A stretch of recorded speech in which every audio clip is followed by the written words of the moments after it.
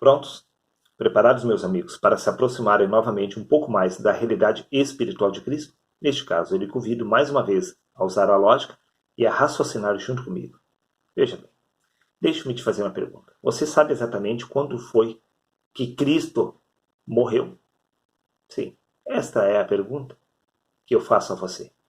Entenda, nada tem a ver com a crucificação de Jesus. Cristo não morreu após a crucificação do homem Jesus. Se você acha que eu estou enganado, veja o que consta no livro de Apocalipse, capítulo 1, versículo 18, aonde o próprio Cristo afirma: Eu sou o que vive, estive morto, mas eis que estou vivo por toda a eternidade. Bom, Cristo afirma a seu respeito que ele esteve morto. Vamos ver exatamente quando foi que Cristo foi morto. Livro de Apocalipse, capítulo 13, versículo 8. O cordeiro que foi morto desde a fundação do mundo. Bom, se o cordeiro foi morto desde a fundação do mundo, logo podemos averiguar que nada tem a ver com a pessoa de Jesus sendo crucificada 2000 anos atrás. Até porque o cordeiro não possui um corpo de carne e de sangue. O cordeiro é um ser espiritual. O cordeiro é Cristo. Cristo é um espírito.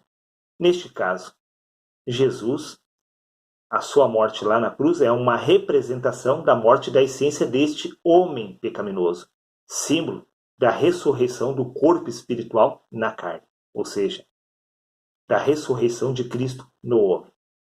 Neste caso, quando diz o cordeiro que foi morto desde a fundação do mundo, devemos entender esta passagem bíblica também pela forma espiritual. Sim, neste caso fica o cordeiro que foi morto, ou Cristo que foi morto desde o princípio da criação. Mas de que criação estamos falando? Veja, primeiro é o natural, depois o espiritual. A primeira criação é o homem natural. O homem espiritual é a consumação da obra do Senhor. Neste caso, Cristo, ele esteve morto desde o princípio da carne e do sangue. Sim, Cristo sempre se encontrou morto na carne. Porque é o próprio Jesus que afirma: Eu sou o que vive, estive morto, desde o princípio da criação. Este homem natural representa o princípio da criação. O homem espiritual, a consumação da obra do Senhor. Veja o que consta no livro de 1 Coríntios, capítulo 15, versículo 44. Semeia-se o corpo natural. Bom, se alguém está semeando o corpo natural é porque ele está vivo. Veja exatamente quem é que está morto. Semeia-se o corpo natural, ressuscita o corpo espiritual. É o corpo espiritual que está morto na carne. Este corpo espiritual é o símbolo da pessoa de Cristo. Cristo se encontra morto na carne. Por isso que o livro de Apocalipse diz: o cordeiro que foi morto desde o princípio da criação. Sim, Cristo esteve morto na carne desde o princípio da criação. Ele ressuscitou sobre a pessoa de Jesus. Ele ressuscitou sobre a pessoa dos apóstolos. Sim, porque Cristo estava morto na carne de Jesus, assim como na dos apóstolos e dos profetas. Veja o que consta no livro de 1 Coríntios, capítulo 11, versículo 26, onde diz: Portanto, todas as vezes que comerdes deste pão e beberdes deste cálice, anunciais a morte do Senhor até que ele venha.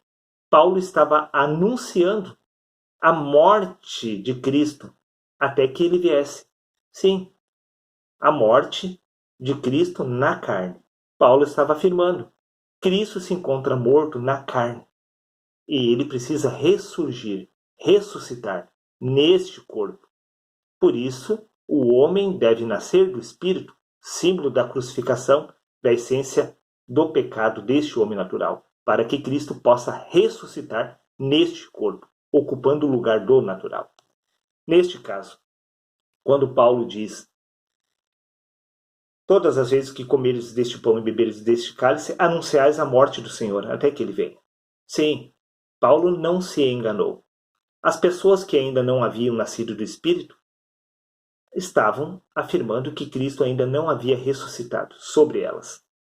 Porque é exatamente isto que Paulo cita no livro de Gálatas, capítulo 2, versículo 20, onde ele diz: Fui crucificado com Cristo.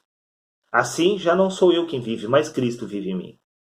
Sim, Cristo agora estava vivendo no lugar de Paulo, porque Cristo havia ressuscitado na carne de Paulo, sobre o homem Paulo.